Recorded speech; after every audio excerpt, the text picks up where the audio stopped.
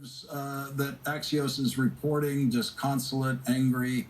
That's what you've led us to believe is the state that he would be in tonight.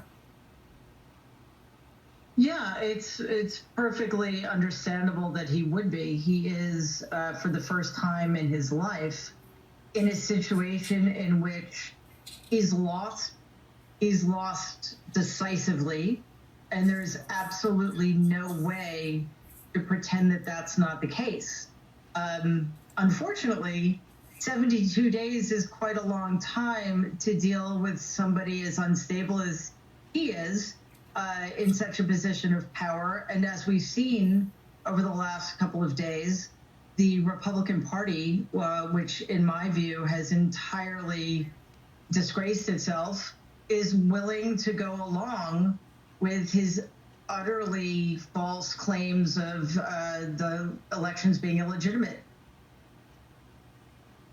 I want to read something that I saw over the weekend. It was a tweet by Peter Marks, who is the Washington Post theater critic. And it takes someone with a real eye for drama and great drama to put it this way. He summarizes what he sees as the rest of your uncle's life in one tweet with this simple and haunting line in the middle of this, in which he says, he will never have another good day. And I find that really convincing, that there is no way, living with that label loser for the rest of his life, that he will never have another good day. That's absolutely right. He won't, because either he concedes, which I think is impossible or close to impossible for him to do. But if he did, then he would automatically become irrelevant, which is a fate worse than death for him. On the other hand, if he doesn't concede, every day he drags this out is a day he embarrasses and humiliates himself. So he's going to lose relevance either way. And in the meantime, he is only prolonging his own agony. And on January 20th, when he officially leaves office, he will have a pardon. He will have pardoned himself, or he would have stepped down for minutes before noontime, so that Mike Pence could have an hour in which to pardon him if he just wants to solidify it as a pardon coming from someone else. But he's not going to leave the building without a pardon.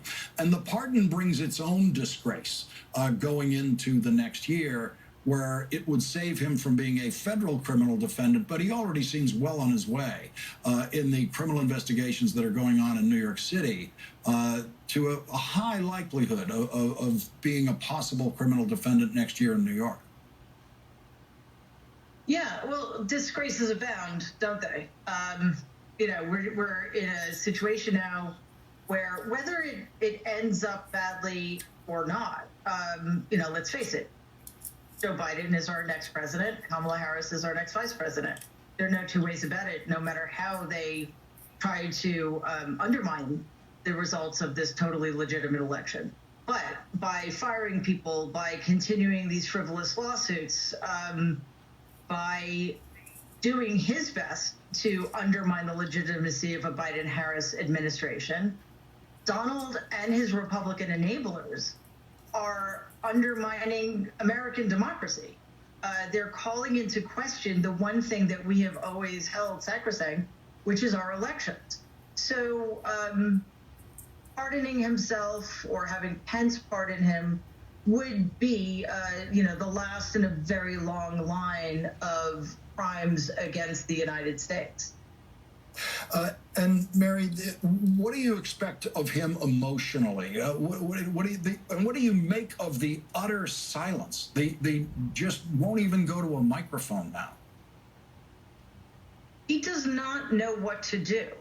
As I said, he is in an entirely new place. It's unfamiliar to him in terms of the experience of it, but what is very familiar to him is the terror of being labeled a loser, which was instilled in him from a very young age by my grandfather.